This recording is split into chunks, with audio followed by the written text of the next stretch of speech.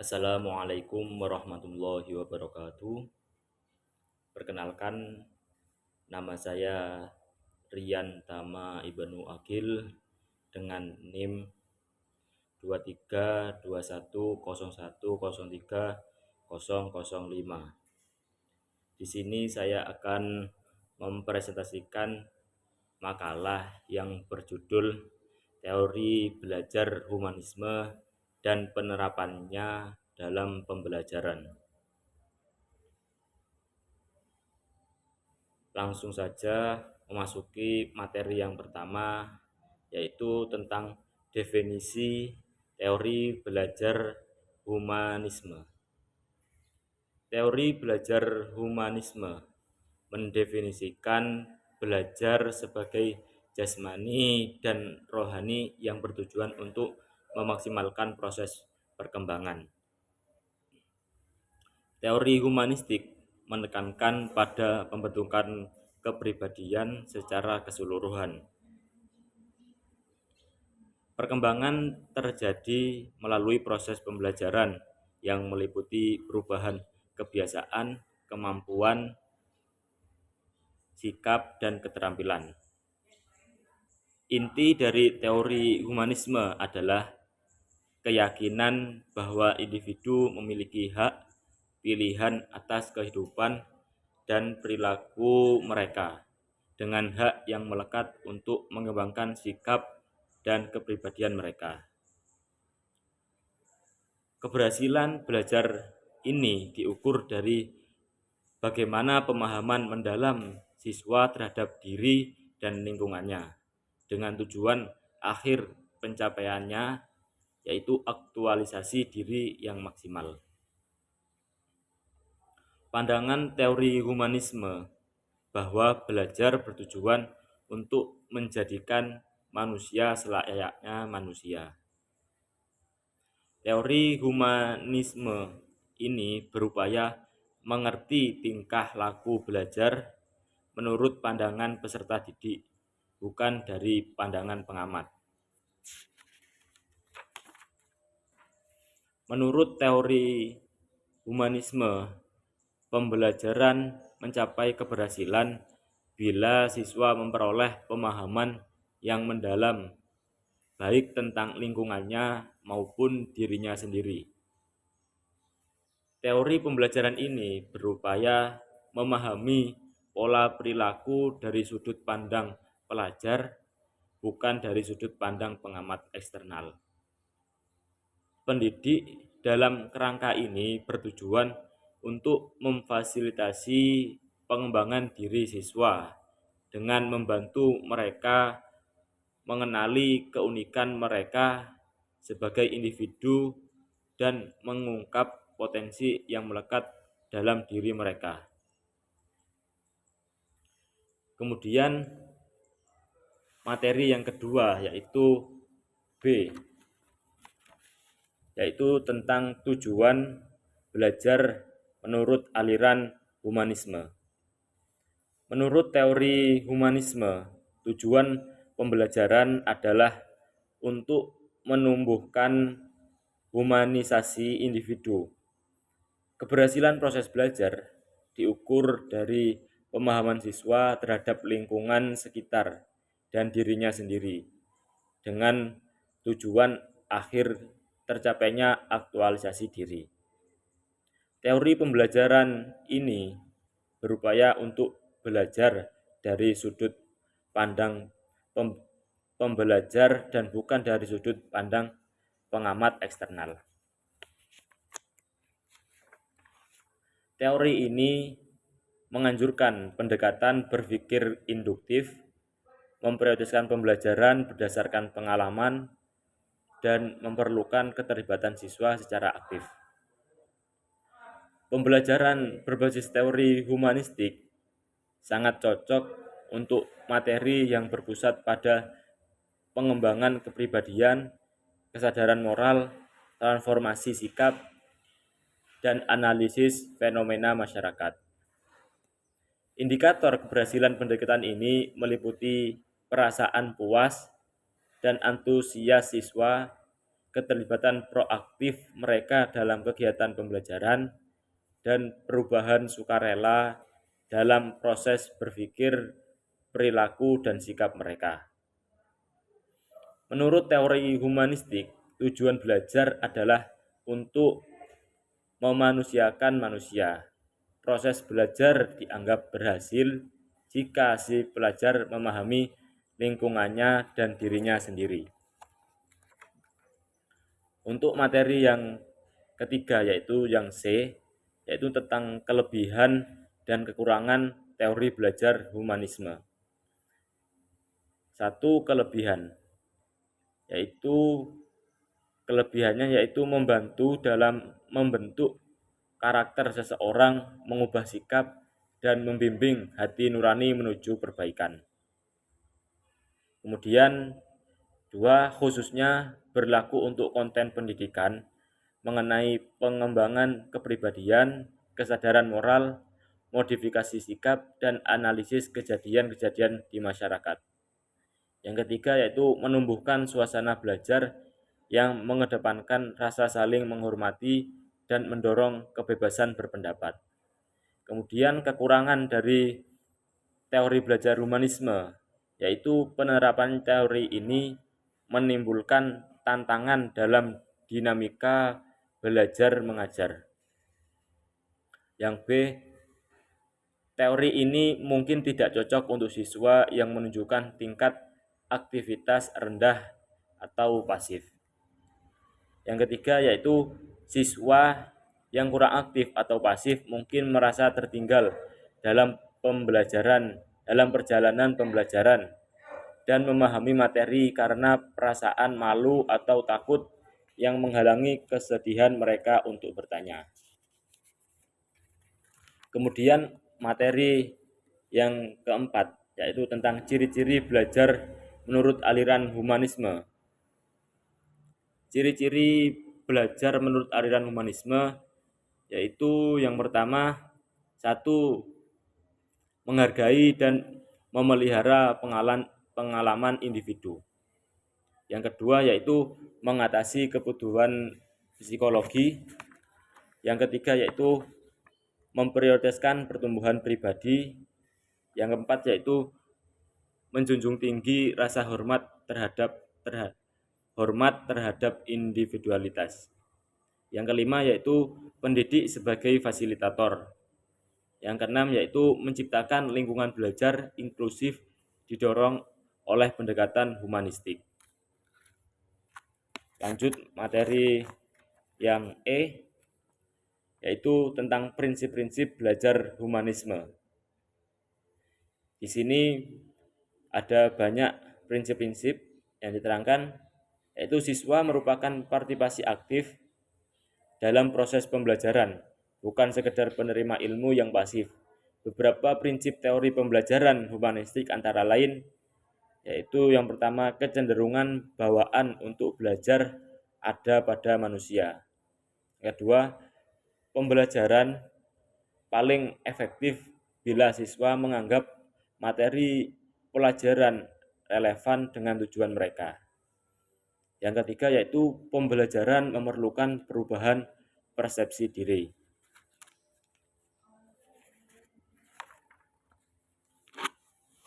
Kemudian materi yang F yaitu tentang pembelajaran menurut aliran humanistik Bloom dan Krathwohl.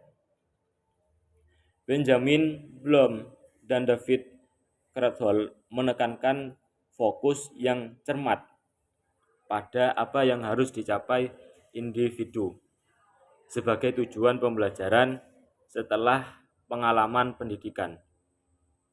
Mereka merangkum tujuan pembelajaran ini ke dalam 3 domain berbeda yang dikenal sebagai taksonomi Bloom. Taksonomi Bloom telah menjadi sumber inspirasi bagi banyak pakar pendidikan dalam menyusun teori dan metodologi pembelajaran. Secara praktis, hal ini telah membantu pendidik dalam mengembangkan tujuan pembelajaran yang jelas yang dapat dipahami. taksonomi belum mencakup 3 bidang berbeda, masing-masing terdiri dari berbagai tingkatan, yaitu yang pertama domain kognitif, yang mencakup 6 tingkatan. Yang pertama yaitu pengetahuan, yang kedua yaitu pemahaman, yang ketiga yaitu aplikasi, yang keempat yaitu analisis, 5 yaitu evaluasi, yang 6 yaitu kreativitas. Yang kedua yaitu ranah efektif yang terdiri dari 5 tingkatan. Yang pertama yaitu menerima, kedua merespon, 3 menghargai, 4 organisasi, 5 karakterisasi berdasarkan nilai atau nilai yang kompleks. Kemudian yang ketiga yaitu ranah psikomotor yang meliputi 5 tingkatan. Yang pertama imitasi, 2 manipulasi, 3 presisi, 4 artikulasi, 5 naturalisasi. Lanjut dengan materi yaitu G, pembelajaran menurut aliran humanistik Honey dan Mumford. Honey dan Mumford yang perspektif pembelajarannya dipengaruhi oleh teori tahapan pembelajaran Colt. Mereka mengkategorikan siswa menjadi 4 jenis atau kelompok, yaitu yang pertama siswa yang aktivis, yaitu satu aktivis yaitu orang-orang yang cenderung membenamkan diri dalam pengalaman baru. Kemudian 2 reflektor, yaitu reflektor berhati-hati dan berhati-hati dalam proses pengambilan keputusan. Mereka cenderung pada pendekatan konservatif dengan hati-hati mempertimbangkan keuntungan dan kerugian sebelum mengambil keputusan. Ketiga yaitu para ahli teori. Para ahli teori dicirikan oleh sifat analitis dan preferensi mereka terhadap pemikiran rasional. Mereka dapat pemikir kritis, meremehkan opini atau penilaian subjektif. Yang keempat yaitu pragmatis. Pragmatis mengutamakan aspek pragmatis dari konsep atau ide meskipun mereka mengakui pentingnya teori. Mereka memprioritaskan penerapannya dalam skenario dunia nyata. Kemudian materi yang H yaitu pembelajaran menurut aliran humanistik Bloom dan Habermas. Bloom dan Habermas menegaskan bahwa pembelajaran sangat dibentuk oleh interaksi yang mencakup keterlibatan dengan lingkungan alam dan sosial serta dengan sesama individu. Karena aspek-aspek ini secara inheren saling berhubungan, mereka mengklarifikasikan pembelajaran menjadi 3 kategori, yaitu yang pertama pembelajaran teknis. Jenis pembelajaran ini berpusat pada interaksi manusia dengan lingkungan, dengan fokus pada perolehan keterampilan dan pengetahuan yang diperlukan untuk memahami dan mengelola alam secara efektif. Yang kedua yaitu pembelajaran praktis. Pembelajaran praktis ini hanya melibatkan interaksi dengan lingkungan, tetapi juga menekankan interaksi interpersonal antara manusia.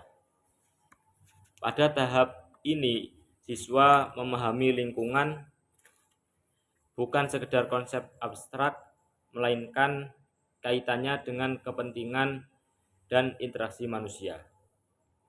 4. Yang ketiga yaitu pembelajaran emansipatoris, menekankan pada pemahaman transformasi budaya dalam suatu lingkungan. Pembelajaran emansipatoris berupaya memahami dan terlibat dengan perubahan budaya.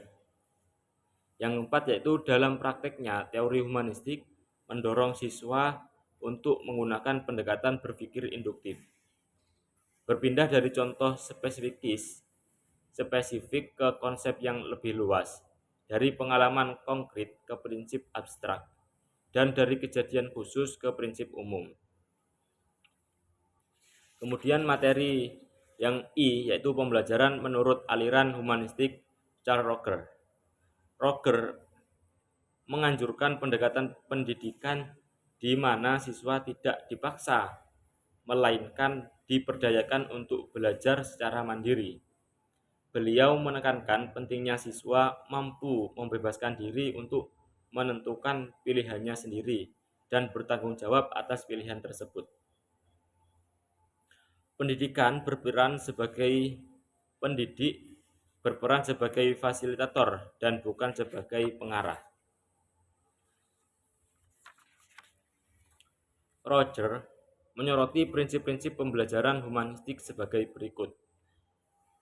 Yang pertama yaitu prinsipnya keingintahuan bawahan.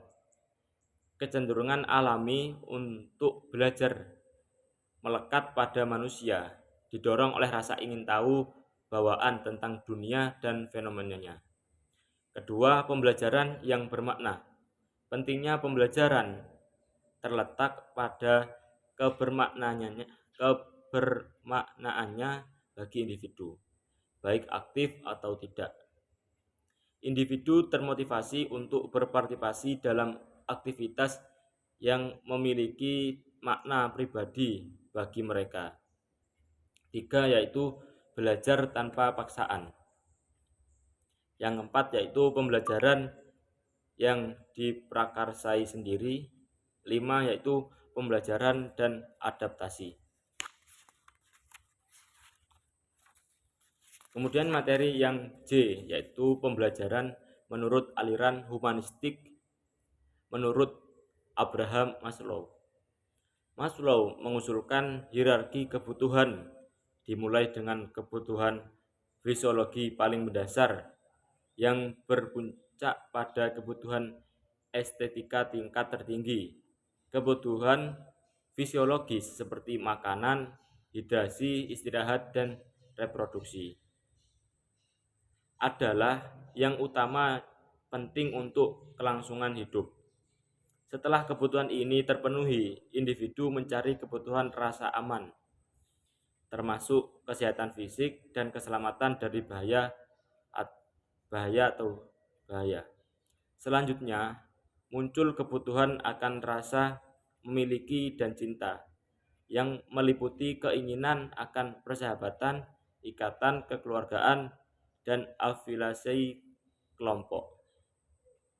Kegagalan untuk memenuhi kebutuhan ini dapat mendorong individu untuk mencari cara alternatif untuk mendapatkan pengakuan dan validasi, seperti mencari prestasi sebagai pengganti cinta. Berikut ini adalah kebutuhan akan harga diri yang mencakup keinginan akan penghargaan, rasa hormat, dan kepercayaan dari orang lain. Ketika seorang telah terpuaskan seluruh kebutuhan tingkat rendahnya, maka motivasinya beralih ke arah pemenuhan kebutuhan aktualisasi diri yang meliputi pengembangan potensi dan bakat unik yang dimilikinya. Teori Maslow mempunyai implikasi yang signifikan terhadap pendidikan. Dalam ranah belajar mengajar, pendidik hendaknya mempertimbangkan teori ini ketika dihadapkan pada tantangan seperti siswa gagal menyelesaikan pekerjaan rumah, menunjukkan kegelisahan di kelas, atau kurang motivasi belajar. Guru harus menahan diri untuk tidak menyalahkan siswa secara langsung. Sebaliknya, mereka harus menyadari bahwa perilaku ini mungkin berasal dari kebutuhan yang tidak terpenuhi, khususnya yang berkaitan dengan pencarian pengetahuan dan pemahaman. Ada kemungkinan bahwa siswa tidak mendapatkan sarapan yang cukup, mengalami gangguan tidur atau sedang bergulat dengan masalah pribadi atau keluarga yang menyebabkan kecemasan dan ketakutan. Memahami faktor-faktor mendasar ini sangat penting untuk memenuhi kebutuhan siswa secara efektif. Mungkin itu saja presentasi dari saya dari kelompok 6. Saya akhiri. Wassalamualaikum warahmatullahi wabarakatuh.